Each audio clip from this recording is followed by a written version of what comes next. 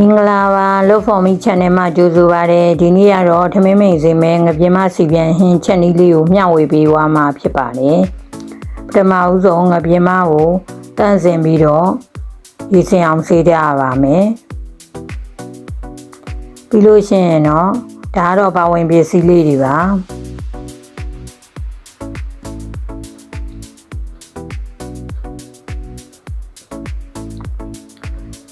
ပထမဆုံးငပြင်းမကိုစားထည့်ပါတယ်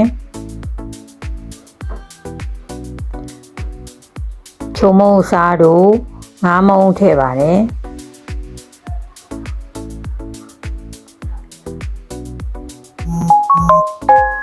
စနွင်းနဲ့ထည့်ပါတယ်စနွင်းကတော့ဟင်းချက်ရောင်နဲ့လှစေသလိုညှိနဲ့လည်းပျောက်စေပါတယ်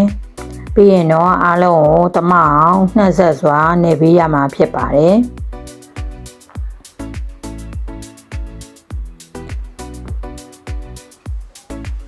အပြင်းမနေပြီးသွားပြီဆိုရင်တော့ခုဆိုဟင်းချက်ရင်းစားချက်ပါပြီပထမဆုံးဒေဟိုထဲမှာစီထည့်ရပါမယ်စီပူလာပြီဆိုရင်တော့ကြက်သွန်လေးထောင်းလာတာလေးထည့်ပါတယ်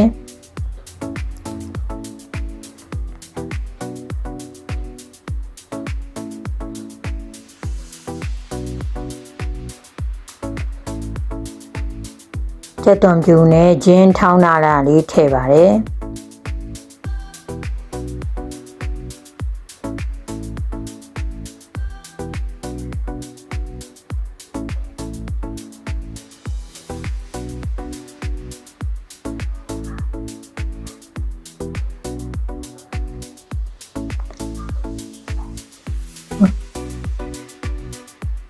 ရုပ်တီးရောင်နေမုံထည့်ပါတယ်နောက်မဆလာနည်းနည်းထည့်ပါတယ်မဆလာကတော့ကျမကတော့ကလားလေးမဆလာသုံးပါတယ်နောက်ပင်စိမ်းလေးထည့်ပါတယ်ပြီးရင်တော့နှံ့အောင်မှွေပေးရပါတယ်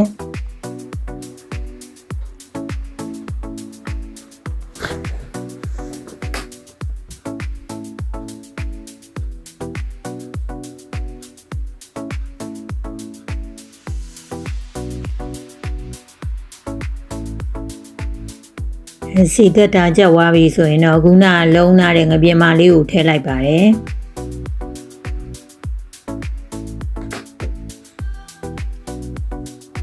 ငပြင်းမထည့်ပြီးတော့နည်းနည်းမှွေပေးရပါသေးတယ်အဲ့ဒါမှညှိနှံ့ပြောင်းပါပါ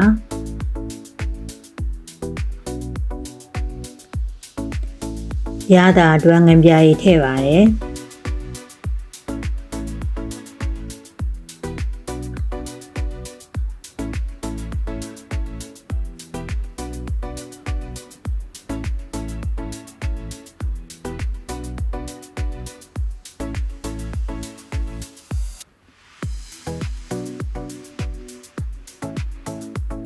ပြီးရင်တော့ရေနည်းနည်းထည့်ပါတယ်ငါကတော့ရေအများကြီးထည့်စရာမလိုပါဘူး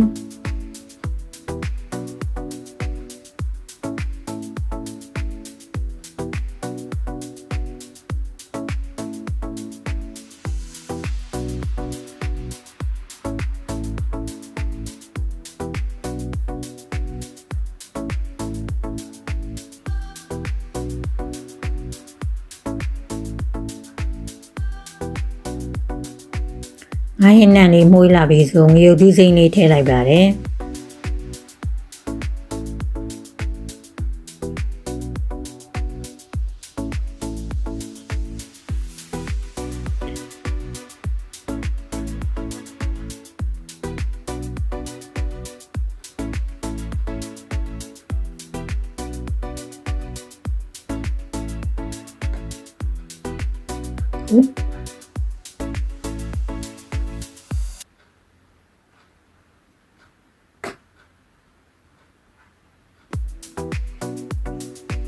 ဥဆိုရင်တော့မှုပြန်ပြီးစားကြံစပွဲကောင်းတဲ့ငပြင်းမစီပြန်ဟင်းလေးတစ်ခွက်ရပါပြီရှင်အားလုံးကိုကျေးဇူးတင်ပါတယ်